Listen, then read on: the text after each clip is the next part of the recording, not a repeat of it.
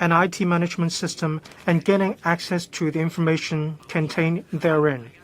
Our conclusion is that when someone accesses the system or the information therein without authority, and knowing that the access is without authorization, then this is an offense that could be punishable by summary conviction. We need to provide better protection to these computer data in order to ensure the integrity and the protection of these data, as access to program or data can bring further damage. We suggest when one accesses computer program or data without authority, and if there is evidence showing that the purpose of accessing such information is to conduct criminal activities, there should be an aggravated offense.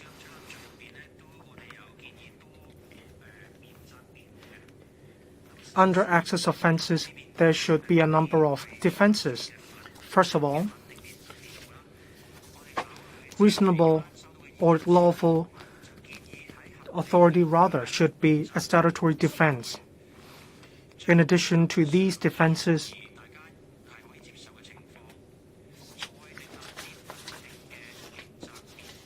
we recommend further statutory defenses which are commonly accepted. 1. For cybersecurity purposes or access for protecting the interests of a child, and access to program or data made for genuine educational, scientific, or research purposes. Under these circumstances, even if the access is without authority or authorization, the person accessing the relevant data will not be held criminally liable. In formulating different defenses, we are aware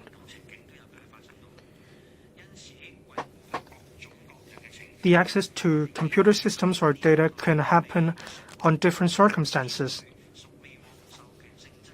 That's why, for this type of acts, we recommend some objective, reasonable criteria in order to prevent any abuse of these defenses.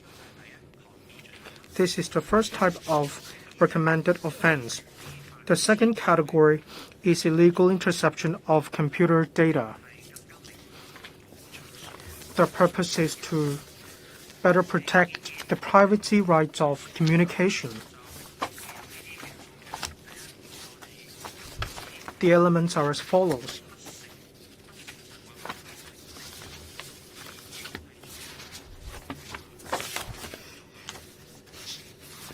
That is in relation to illegal interception of computer data with criminal or dishonest consent, or intent rather.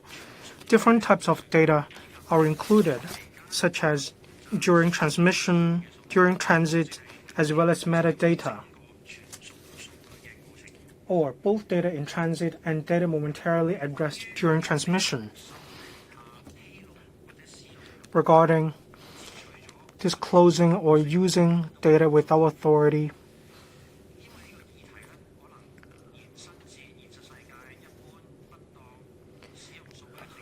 this issue might be connected with misuse of data in the real world. This may transcend the boundary of the issues to be handled in Part 1. That is why, in Part 2 of the work of the subcommittee, we will conduct a more comprehensive and detailed study into this area. Afterwards, we'll consider whether it is necessary to make offenses in this regard and how we should go forward. While it's common for data to be intercepted, we have prudently considered the views of the public as well as relevant rules in relation to mens rea. That is, you have to prove that there is dishonest or criminal intent to intercept computer data. Therefore, we are of the view that this should not be restricted to those who are non-IT professionals. That is, for coffee shops, hotels, or shopping malls, for some reasons they have intercepted their clients' data, there shouldn't be a statutory defense for them. This is because committing the above act with dishonest and criminal intent is already a proof of mens rea. That is, if you are in a coffee shop and your data is intercepted by the coffee shop operator and it is proven that there is dishonest or criminal intent, it should already be a proof of the existence of mens rea. Therefore, there shouldn't be a statutory defense for this act. Third recommended offense is illegal interference with computer data, and the fourth recommended offense is the illegal interference with computer system. The nature of these two offenses are the same. It's just that the reason or the target are different.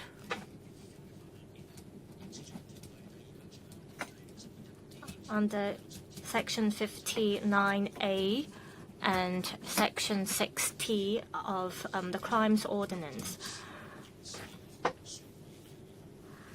there is already a part dedicated to criminal damage, and that provision can help prevent illegal interference with computer system. So we are satisfied with the existing provision of the legislation. We just recommend that the relevant provision be transposed to the bespoke legislation on cybercrime.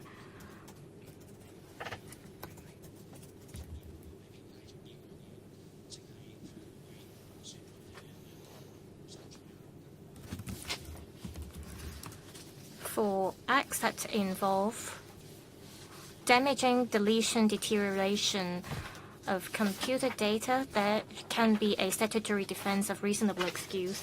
Our recommendation is that the same kind of wording should be adopted in the bespoke legislation. As for criminal element, apart from intent, there's an element of recklessness for the offense of criminal damage. We think that we need to ensure that people should prudently make use of computers. That is, one should be aware that his action may affect other people using the internet. Therefore, we propose retaining the element of recklessness as well as intent as the criminal elements or the mental elements for interference offenses. Access offenses and interference offenses are interrelated. This is because if you want to intercept a computer system, you have to first have access to the system. So logically speaking,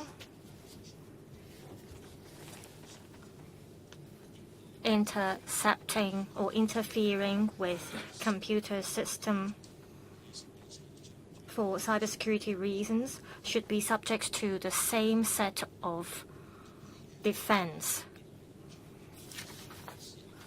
For illegal interference with computer system, according to the recommendation, that is recommendation 8 of the consultation paper, we consulted public on this. That is for the operation of computer system, should we set reasonable excuse of defense for non-cybersecurity professionals, that is for those that operate web crawlers, should they be subject to reasonable defense? We are of the view that there needs to be interaction between communication system as well as computer system. For web crawlers, I think we are of the view that it is a common practice for operating a computer system or cyberspace, if one chooses to browse the internet, then he is giving an implied consent. That is, he should expect that there should be normal interaction between a computer system and a communication system. Therefore, there should be implied authorization. And for this kind of interference, they would be regarded as authorized. In other countries, there are similar interference offenses. However, according to their laws,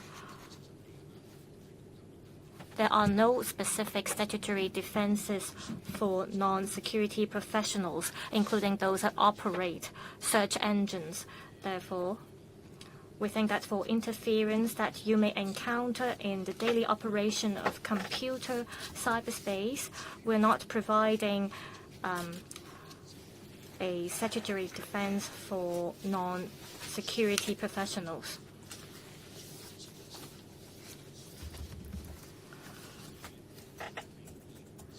The fifth recommended offense is making available a defense program or data for committing a cyber-related crime.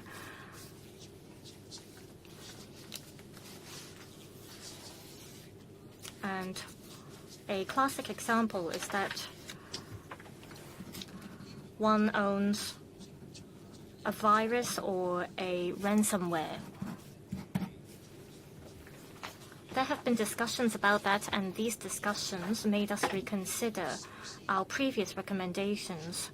First of all, a device can simultaneously be regarded as a digital device or a physical device. These devices could be used for committing computer-related offenses or non-computer-related crimes.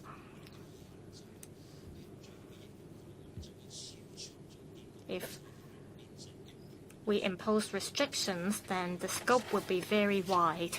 For example, this offense may apply to devices that are used to commit other crimes.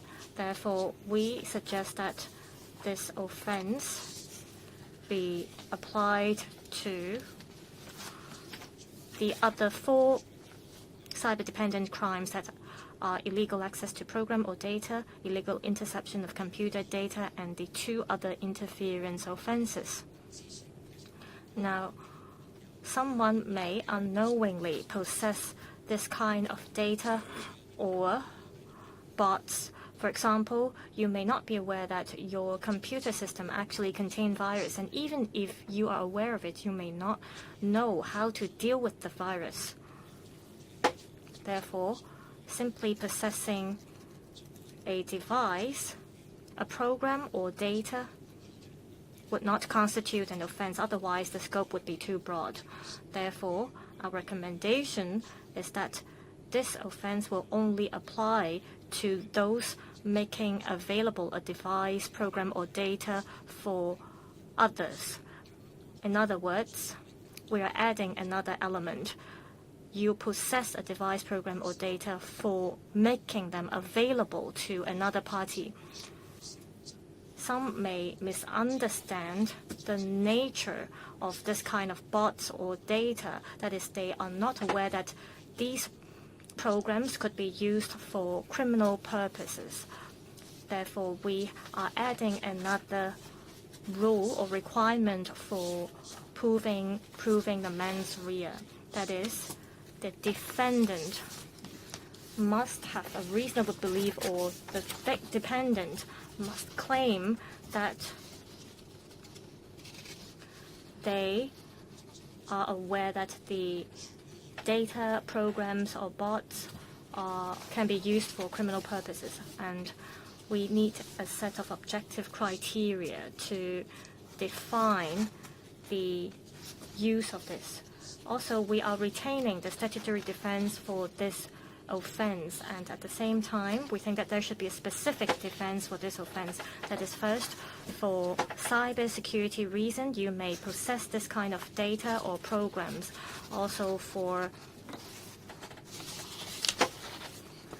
educational, scientific, or research purposes, you may possess this kind of data and program. This is because we think that these are reasonable defenses for possessing this kind of devices or programs. Lastly, we have considered the nature of the operation of different kinds of programs, and users or operators of this kind of programs may, without intent, inadvertently commit certain offenses. We have listed out 3 types of services. First, a service provider just acts as a channel to help people to connect to the internet. Second, allowing the storage and the distribution of digital contents like cloud storage. Third, automated programs and technologies such as blockchain technologies. That's why in the report, subject to the fulfillment of criteria, defenses are available. If someone knowingly possesses or provides or makes available such data or programs, and if there is evidence to show that he or she has the intent to commit criminal activities in relation to the computer network, then this will constitute an aggravated offense. We have also taken into account the jurisdictions of the courts of law in Hong Kong. We are aware that computer network offenses usually straddle different jurisdictions. We should align ourselves with international practice so that such offenses are applicable to jurisdictions out of Hong Kong. Simply put, if there is some sort of connection with Hong Kong, then the courts of law in Hong Kong should have the jurisdiction to hear these cases. For instance, if the perpetrator is a Hong Kong person, or if the victim is in Hong Kong during the commission of the offense, or if the target computer program or data are in Hong Kong, in these cases, Hong Kong courts have the jurisdiction to hear these cases. Finally, we have recommendations on sentencing.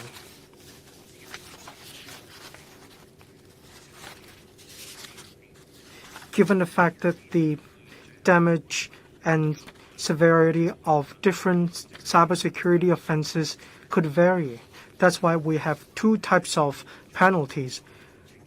One, summary conviction and indictment. The penalty for summary offenses are kept at 2 years, whereas for indictment offenses, the cap is 14 years of imprisonment. The exception is interference offenses. The maximum penalty is life imprisonment. That is in line with the aggravated offense of criminal damage. As some computer systems could be significant, such as air traffic control tower, railway signal systems, hospital computer systems, which are significantly material systems. Interference with these computer systems may put thousands of people's lives at risk. That's why we have decided to recommend heavier penalty in this regard. I have already gone through the salient points of the recommendations under the report. I hope the public will go into detail of the report.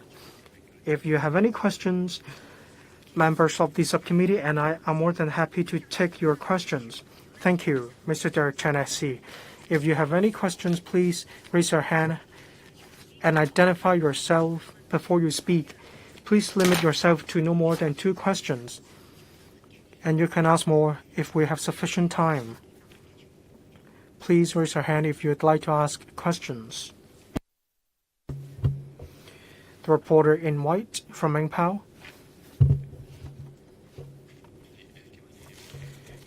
Good morning, I'm from Mengpao. Regarding access offenses, there are some statutory defenses. One, access for protecting the interests of a child. Can you expand on this point?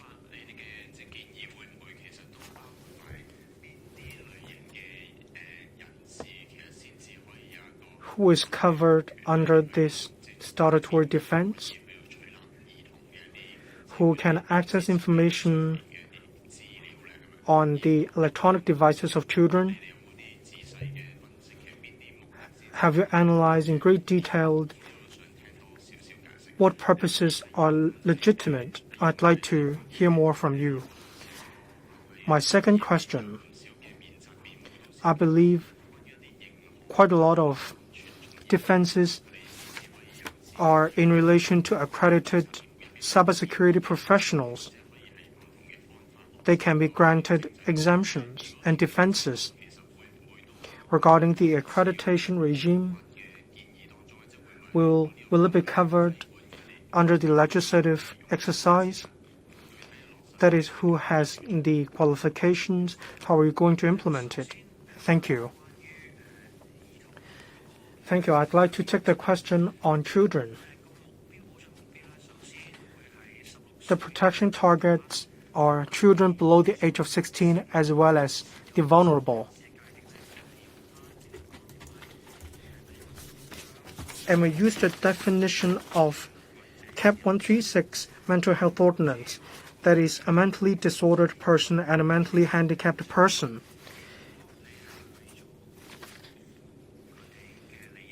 If one seeks to protect the interests of a child or a mentally disordered or mentally handicapped person, then that person should be granted a defense. The overall circumstances will also be taken into account. If there is no authorization at all, the overall circumstances need to be reasonable. In other words, you need to have the subjective belief that you are doing so in order to protect the children or the mentally disordered or handicapped person. Second, with this purpose in mind, your access should be reasonable. You shouldn't gain access to information more than you should have.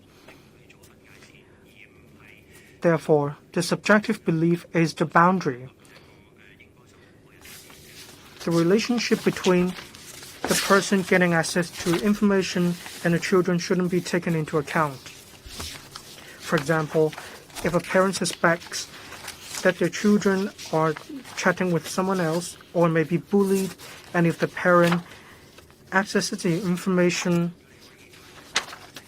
worried that the children may be bullied, it doesn't mean that the parent can gain access to all information on the device. The parent or the guardian can be these people granted defenses as well. Teachers could be an example as well. That's why we don't use the relationship between the person and the children. Instead, the defense is based on the subjective purpose of the person making the access to the program or data of a child or vulnerable person. We don't use the relationship between the person and the child or a vulnerable person. Regarding your second question, that is the accredited cybersecurity personnel. First of all, these are policy matters when it comes to the nitty-gritty or the nature of this regime. We agree that we need to have this regime. However, in relation to details and implementation of the system, it is the administration that should set out the details. Consultation exercises will have to be conducted, and it is not within the purview of the report. Thank you. Perhaps we could provide more information afterwards. Yes, reporter from Now TV. Good afternoon. For these recommended offenses, there are no offenses targeting AI. This is because there are many AI-related crimes nowadays. While there are also cyber-related crimes, have you thought about adding provisions that are related to the use of AI? Because these days, AI is widely used for criminal purposes. Secondly, for interference offenses, one may get life imprisonment.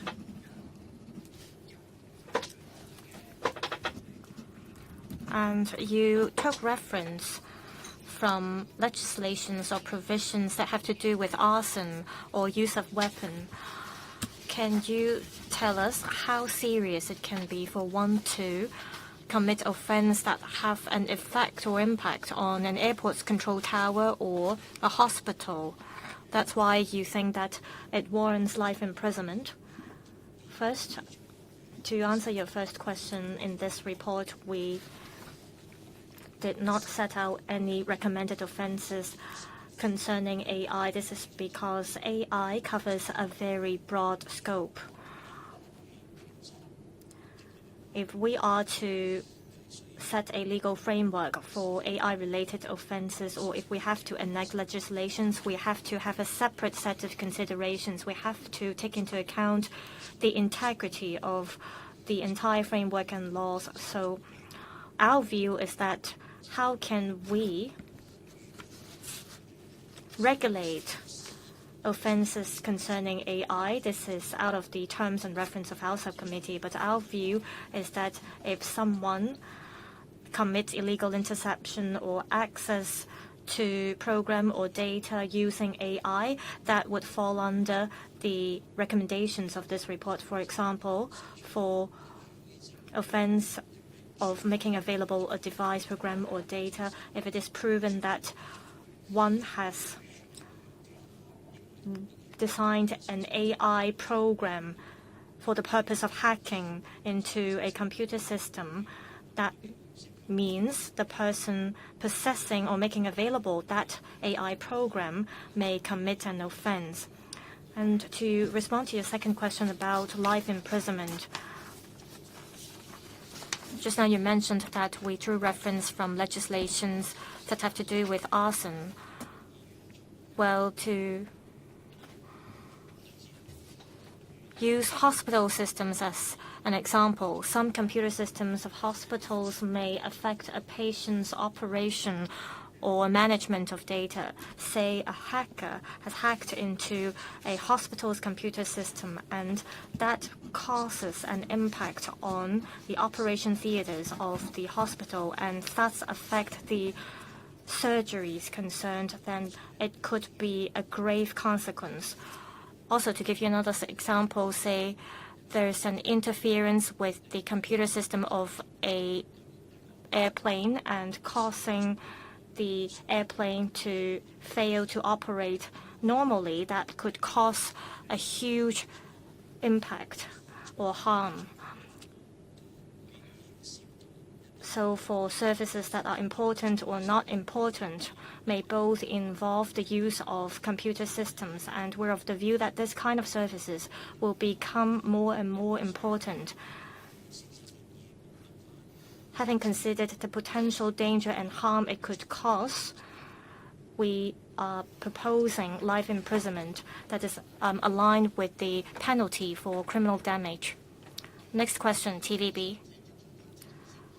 Good morning, I'm from TVB.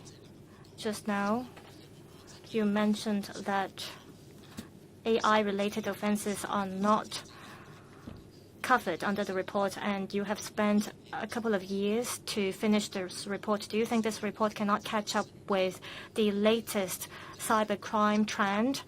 This is because we are seeing an evolving trend in terms of the modus operandi. Secondly, I'd like to ask about jurisdictional issues.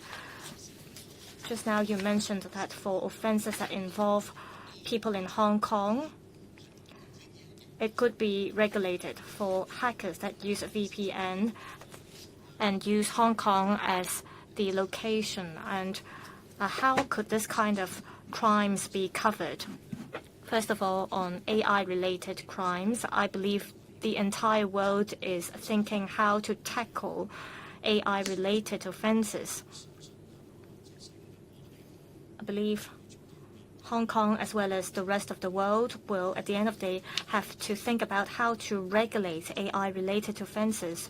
Just now you asked whether this report can catch up with the latest development of AI. Well, first of all, AI is another area. It's a much bigger area. So even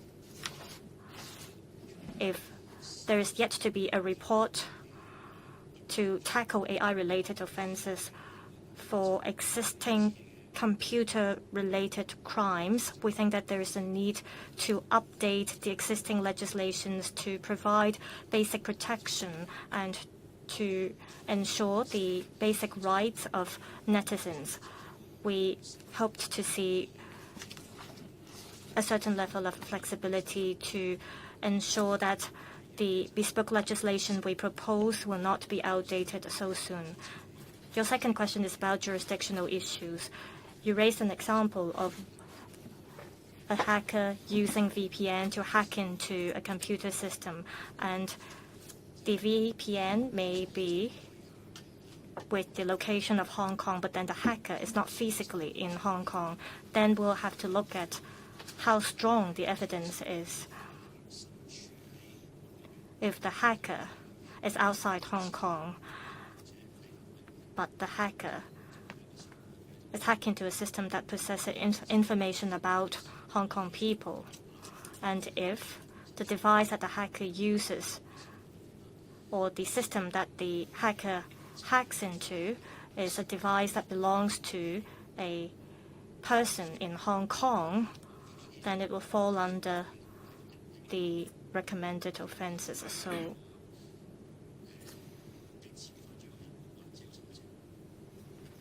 the VPN will not be the only factor that we consider. We look at the location of the victim as well as the perpetrator. Yes, another question. Just now you mentioned that educational research purposes or using or accessing a program to protect children could be a statutory defense. If accessing a program to monitor the government, can it be a statutory defense? Also in 2022, there was a recommendation about extraterritorial application of the bespoke legislation, but this report does not cover that part. What are the considerations behind? And also, when will the report for Part 2 and Part 3 be released? Sorry, I didn't catch your second question. Extraterritorial application of the proposed offenses. So you mean that the same should be applied if it happens outside Hong Kong? Yes. The first question is about whether accessing a program or data for public interests should be a statutory defense. We looked at different legislations, such as dereliction of duty by public officers. Say, for example, you're a public officer and you disclosed certain data that you're not supposed to. So would that be a dereliction of duty? Well, I think this is a very complicated issue. We have to consider what is defined as a public interest and why the relevant data were disclosed. All these could be a defense of reasonable excuse, but it's hard for us to come up with a provision that covers all the potential scenarios. Say there is a case in which the defendant claims that accessing a program or data illegally for protecting public interests, then it would depend on whether the defendant could convince the court about that. This is because we have already set out the general reasonable defenses in the report, but then it will be up to the court to decide. The second question is about extraterritorial application of the proposed offences.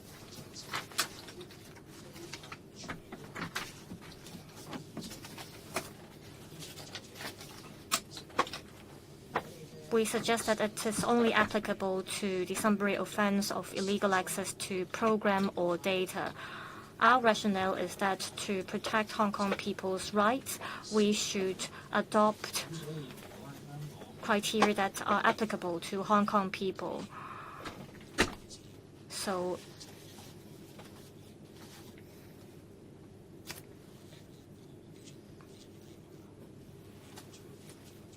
for someone who can hack into the system in Hong Kong or who are not allowed to hack into the system in Hong Kong, and if the person travels somewhere else and can hack into a system in Hong Kong, we think that they should not be allowed. So if the perpetrator is outside Hong Kong, we have to prove that the same offense is a criminal offense or not allowed in Hong Kong in order to make the act unlawful.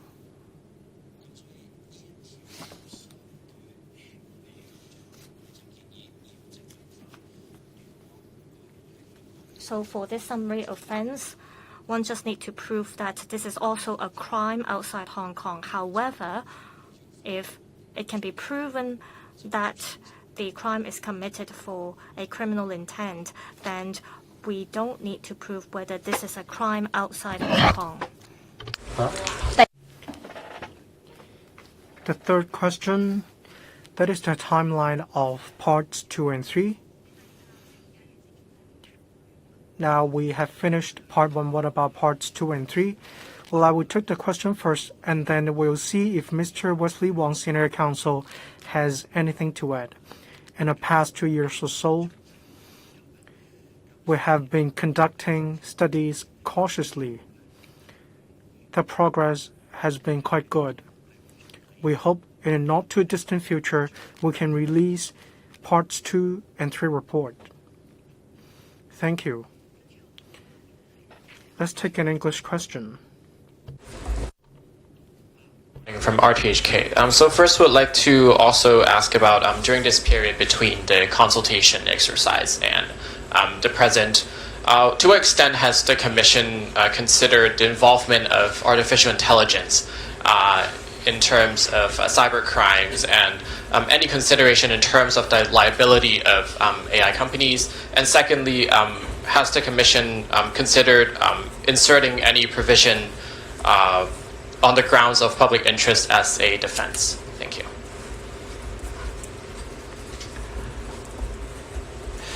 The issue of artificial intelligence have obviously seeped into our discussions continuously. But because artificial intelligence is such a big thing in itself, the way in which artificial intelligence can be used, at the moment, we can't even see the fringes of it because it's developing so rapidly and its possible uses are so wide. Hence, we are of the view that for consideration to be given to the regulation of artificial intelligence industry as a whole would need a separate and comprehensive review, which will go beyond the scope of our report in terms of reference. Hence, although artificial intelligence and the way it can be used to commit crimes is obviously an issue, the way we have structured the 5 suggested offences is such that if artificial intelligence is used to commit that sort of crime, then that would also be a crime. But we haven't extended the analysis to, well, if that's the case, how do we regulate those who write AIs or those who run the AI models? That would need a separate and a wholesale consideration, which I believe not just Hong Kong but everywhere else in the world is considering. So that it will be a watch this space issue. The second question relates to whether public interest should be an express defense. Now, the question of public interest requires a contextual consideration as to at a particular conduct actually is in the public interest, and whether this disclosure or the act done is actually in the public interest. And we also considered the issue of public interest in the context of other offences, such as the offence of misconduct in public office. So there are cases that exist where somebody may be disclosing confidential information that they shouldn't be disclosing, and they say it's for the public interest.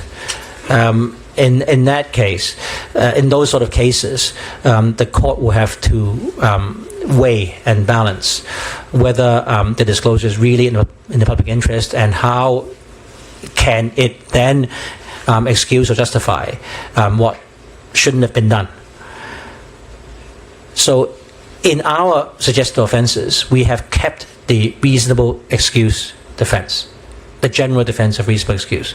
So in the particular case, if the defendant does claim that he did the excess or interference for the public interest, he will have a pretty high burden, he or she will have a pretty high burden to satisfy the court that the whole circumstances, looking at the claimed public interest and what he actually did, and as a whole, can it amount to a reasonable excuse for what he did, or he or she did. So we don't feel that that sort of consideration can be written into provision when the contextual considerations are so wide-ranging. Hence, that's part of the reason why we didn't put in a public interest defence in the offences.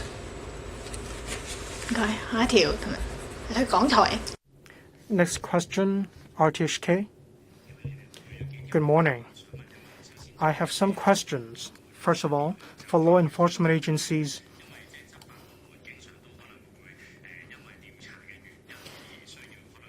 because of investigation, law enforcement agencies need to intercept programs and data. Can you give us any examples in which law enforcement agencies might still breach this offense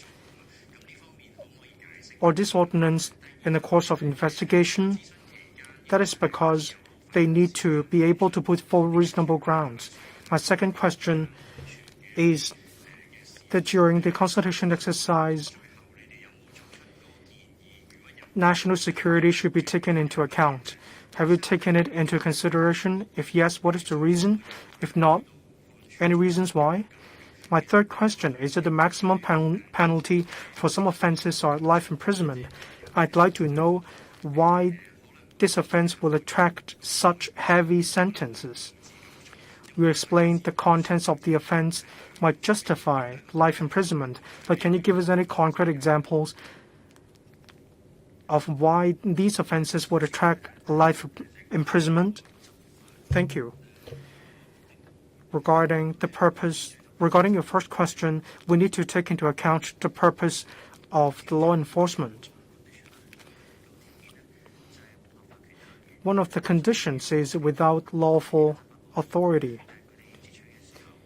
If the police or other law enforcement agencies need to conduct interception of data, they will have to invoke ordinances. For example, they need to have a warrant, or they need to have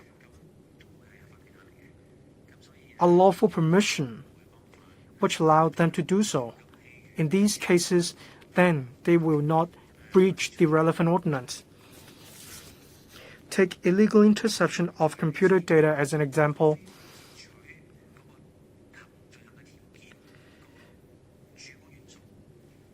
The subjective elements of illegal interception of computer data is for dishonest or criminal purpose. To a law enforcement agency, if the purpose is to intercept some messages, then there is still authority. However, the law enforcement agencies may go beyond their own authority. In other words, in addition to law enforcement actions, they have another criminal purpose to do so. In these cases, their identity doesn't matter. Your second question relates to national security. We touch upon this in our report as well.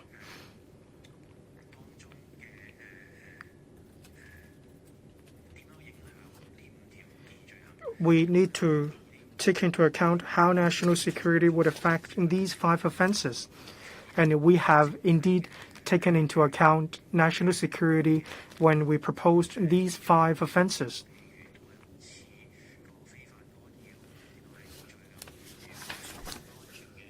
Regarding illegal interference with computer systems when national security is involved, the offense, of course, will be more serious. The law enforcement agencies will then be able to invoke national security offenses to prosecute the perpetrators without having to rely on these 5 offenses. Regarding life imprisonment, I'd like to once again emphasize life imprisonment applies to existing legislation and in related offenses. That's why we propose to keep it. For instance, if the computer system is related to public services such as aircraft systems, hospital systems, railway signal systems, and so on.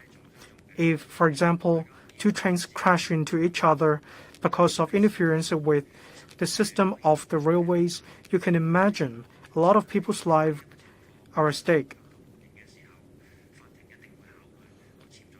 In the stage of sentencing by court, the potential danger or damage would definitely be taken into account. We want to give the courts much flexibility when it comes to sentencing, hence the maximum penalty being life imprisonment. However, the actual circumstances will be taken into account by the court. This is definitely a factor to be taken into account.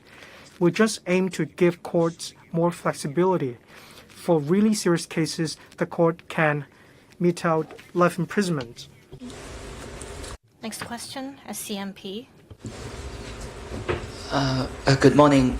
Questions from SMP. So first regarding national security, because in the report you suggested that maybe the government can evaluate the adequacy of current existing national security legislations in combating cybercrimes. I'm not sure if the committee discussed in this regard and maybe spotted any inadequacies. And a question for Mr. Wong. I'm not sure if you can take this opportunity to update us on other studies conducted by LRC on archive laws and access to information, why the 2 studies spanned over a decade and yet to complete. Thank you. Firstly, our national security law, that's the both the local one and the national one. They both we had looked at them and considered that the wordings within the national security law is actually quite adequate and quite full already. But if they felt that changes needed to be done to it, then it's for the relevant authorities to consider that. So at the moment, the way we've structured the suggested 5 offences do take into account possibilities that a violation of these 5 offences may involve national security interest. But if that occurs, then the prosecuting authorities have the option of either using these 5 offences or actually using the national security offences themselves.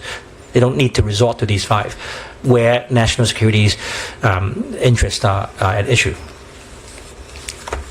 Yes, today's press conference is in relation to the publication of Part 1 of the study on cybercrime. The Law Reform Commission is working on other ongoing projects and the outcome will be published in due course. Thank you. 唔該晒。有冇其他提問？好，嗰邊01。Any other questions? Yes, reporter from HK01. Good morning, I'm from HK01. I have 2 questions concerning AI. For statutory defenses,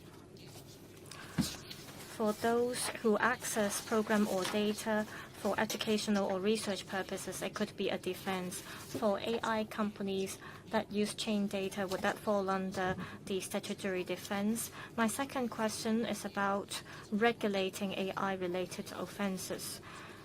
There were previously a Hong Kong U student that used AI to make porn photos. How do you suggest this kind of crimes be regulated? Well, let me try to understand your first question correctly. That is, if an AI company uses AI to train their data platform, should that be allowed? Well, my understanding is, I'm not sure if it is correct, but there should be a procedure for the AI companies to make use of this kind of data, so it shouldn't constitute illegal access. However, if the company has to hack into someone's phone to gain access to the relevant data, well, it doesn't matter whether AI is involved, it would constitute our first recommended offense. I hope it answers your question. Your second question is about deepfake. My understanding is that you're asking a scenario where someone uses a computer system to generate photos. Well, this falls under the terms of reference of Part 2 of our report. We will release a consultation papers for Part 2, and you will then learn about how our subcommittee views this. Another question? I'm from One Way Poll. I would like to know whether there were any challenges encountered in the past in relation to law enforcement, and have you proposed any ways to ensure more effective law enforcement? Also, what are some of the acts that were previously legal but will become illegal in the future under your recommendation? I think for making available a program, say you only know that it can cause harm to another computer system. Under the existing legislations, designing such a virus program without using it is not regulated by any provision or legislation currently. Our recommendation is that for acts such as hacking into other people's computer system may constitute an offense and can thus be prosecuted. Of course, you have to refer to our recommended crime number 5. You have to look at the relevant elements. We have proposed some mental elements to prove that there's an intent to commit the crime.